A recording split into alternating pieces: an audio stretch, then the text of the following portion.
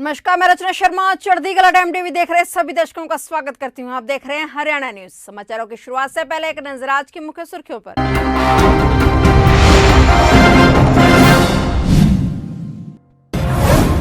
आसन श्री गुरु रविदास जी महाराज की जयंती। हरियाणा के राज्यपाल बंडारू दत्तात्रेय ने राजभवन में दी गुरु रविदास जी को श्रद्धांजलि। गुरु रविदास जयंती पर सीएम मनोहर लाल ने किया उन्हें नमन। एक सुदृढ़ समाज के निर्माण का संकल्प लेने की सीएम ने की अपील। मुख्यमंत्री मनोहर लाल ने प्रसिद्ध संगीतकार बप्पी लहरी के निधन पर जताया शोक। सीएम बोले, भारतीय संगीत जगत के लिए अपूर्णीय क्षति।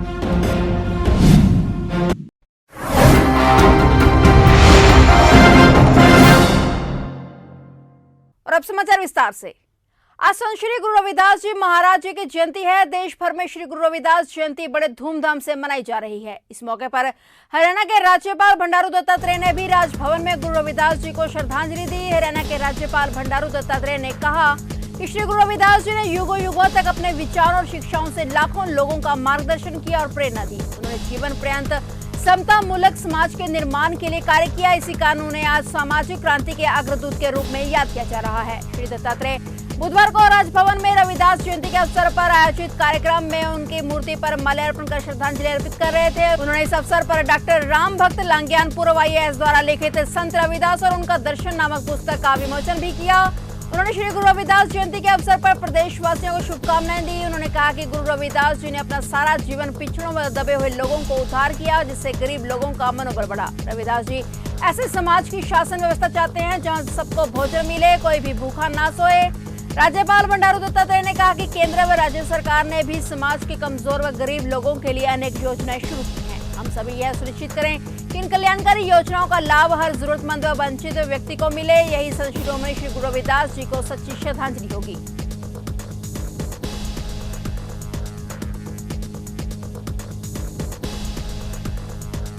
आज देश भर में श्री गुरु रविदास जयंती मनाई जा रही है। श्री गुरु रविदास 15वीं और 16वीं शताब्दी के भक्ति आंदोलन के एक रहस्यवादी कवि संत थे और उन्होंने रविदासीय धर्म की स्थापना की थी। गुरु रविदास जयंती उनके जन्म के उपलक्ष्य में मनाई जाती है।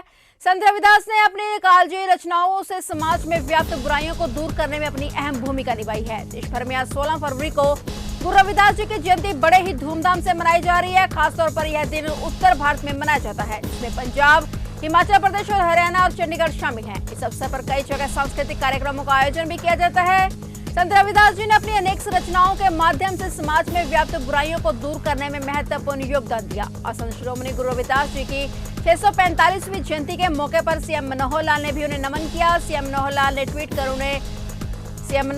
ट्वीट कर उनके दोहे का भी जिक्र किया। मुख्यमंत्री ने कहा कि रैदास कहे जाके हृदय रहे रैन दिन राम, सो भक्ता भगवंत सम, क्रोध न व्यापे काम। साथ ही सीएम ने कहा कि संत परंपरा के महान योगी संत शिरोमणि गुरु रविदास जी को उनकी जयंती पर कोटि कोटि नमन। आइए हम सब उनके उच्च आदर्शों का पालन करते हुए एक सुदृढ़ समाज के निर्माण का संकल्प लें।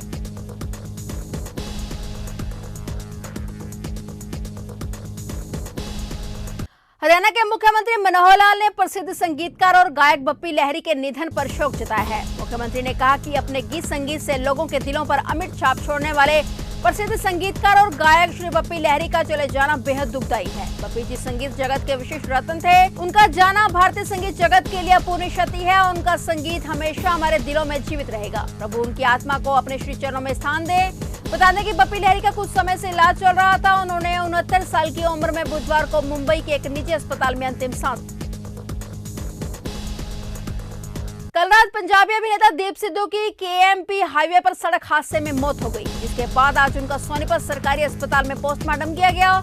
इसके बाद दीप सिद्धू के समर्थक पार्थिव शरीर लेकर लुधियाना के लिए रवाना हुए। पार्थिव शरीर के दर्शन करने के लिए अंबाला के शंभू टोल प्लाजा पर बहुत बड़ी संख्या में हरियाणा पंजाब के किसान व समर्थक इकट्ठे हुए। हरियाणा पंजाब बॉर्डर पर माहौल काफी गमगीन दिखा।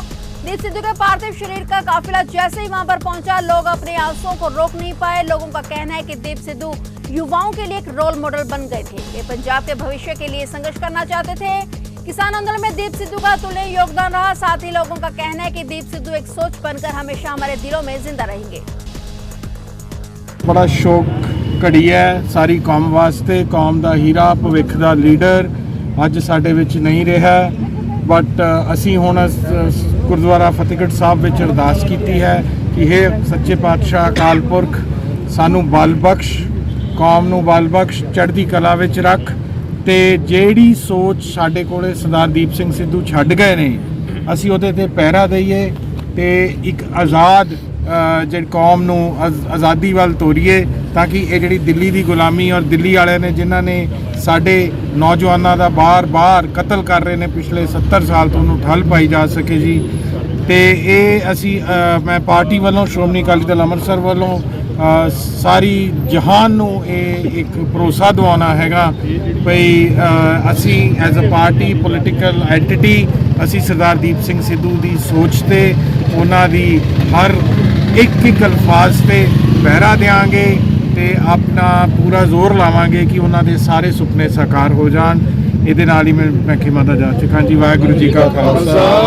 थाना अम्बाला छावनी के पंजाबी मोहल्ले में ट्यूशन पढ़ाने वाली मैडम पर उसके ही स्टूडेंट ने घर पर जाकर चाकू से हमला कर दिया। इतना ही नहीं, मैडम को घायल कर छात्र पैसे, जेवर व मोबाइल लेकर फरार हो गया। सूचना मिलते ही पुलिस मौके पर पहुंची और कार्रवाई शुरू कर दी है। घायलों को अम्बाला कैंट नागरिक अस्पताल में इलाज के लिए लाया गया, जहां पर टीचर व उसके पति का इलाज चल रहा है। सूचना मिलते ही अम्बाला पुलिस अधीक्षक जशनदेव सिंह रंधावा भी घायलों को मिलने नागरिक अस्पताल पहुंचे और आरोपी को जल्द अरेस्ट करने का आश्वासन दिया। पुलिस सीसीटीवी फुटेज की जांच कर रही है।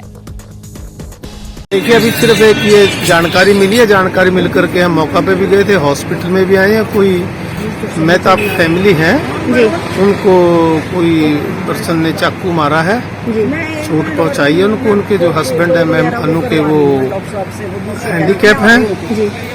वो प्रारंभिक पूछताछ अभी जारी है, अभी कोई स्टेटमेंट इन लोगों ने नहीं दी है।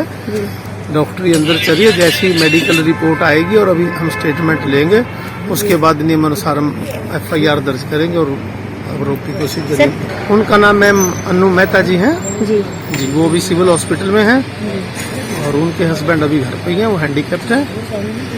कांग्रेस नेता कुलदीप बिश्नोई से बीते दिन 2 करोड़ की फिरौती मांगी गई थी, जिसके बाद उन्होंने आदमपुर SHO को शिकायत पत्र सौंपा था। वहीं अब इस धमकी भरे पत्र और फिरौती की मांग को लेकर पुलिस विभाग अलर्ट हो गया है और विभाग की तरफ से इस मामले को लेकर FIR दर्ज कर ली गई है। बता दें कि कुलदीप बिश्नोई से 2 करोड़ रुपए की फिरौती मांगने का मामला सामने आया था। कुलदीप बिश्नोई के PA भूप सिंह की तरफ से आदमपुर SHO को शिकायत पत्र सौंपा गया था। पत्र में कहा गया था कि 15 फरवरी 2022 को कुलदीप बिश्नोई के WhatsApp नंबर पर मैसेज आया, जिसमें उनसे 2 करोड़ रुपए की फिरौती मांगी गई थी। फिरौती न देने की स्थिति में उन्हें और उनके परिवार को जान से मारने की धमकी दी गई थी। धमकी पत्र में 19 फरवरी तक फिरौती मांगी गई थी। पत्र में लिखा था कि अगर नोटों की व्यवस्था नहीं होती तो उसकी जगह शुद्ध सोना भी चलेगा।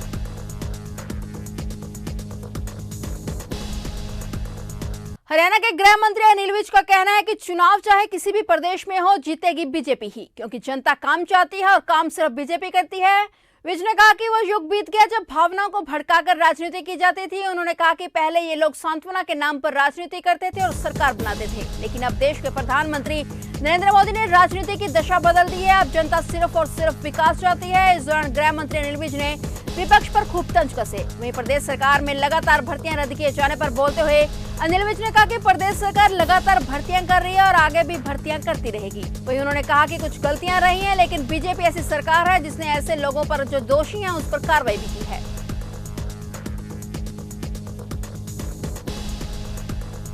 हरियाणा में कोरोना के नए 922 केस सामने आ चुके हैं और इससे पहले 14 फरवरी को 751 केस सामने आए थे, जो मंगलवार को बढ़ गए। नए केसों में ओमिक्रॉन के भी 8 केस शामिल हो गए हैं। इससे पहले 8 फरवरी को ओमिक्रॉन के 94 केस सामने आए थे। 24 घंटे में कोरोना से संक्रमित 7 लोगों की मौत भी हो गई। प्रदेश में कुल एक्टिव केस की संख्या 5466 रह गई है। इनमें से होम आइसोलेशन में 4829 केस हैं। अब तक 9,75,195 कोरोना पॉजिटिव सामने आ चुके हैं और जबकि 9,59,207 मरीज ठीक हो चुके हैं। रिकवरी रेट 98.36% तक पहुंच गया है और पॉजिटिविटी रेट 4.4% तक चला गया है। प्रदेश में कुल मृतकों की संख्या 10,499 है। हरियाणा में अब केवल गुरुग्राम और पलवल जिले ही ऐसे हैं जिनमें कोरोना मरीजों की संख्या 100 से ज्यादा है।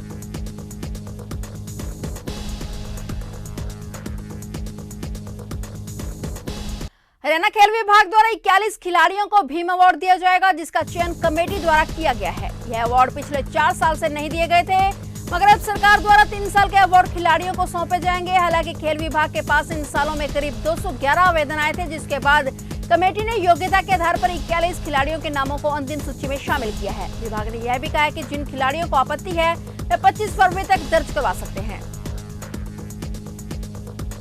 फिलहाल हरियाणा न्यूज में इतना ही। तब तक के लिए देखते रहिए चढ़ती कला टाइम टीवी और मुझे दीजिए इजाजत। धन्यवाद।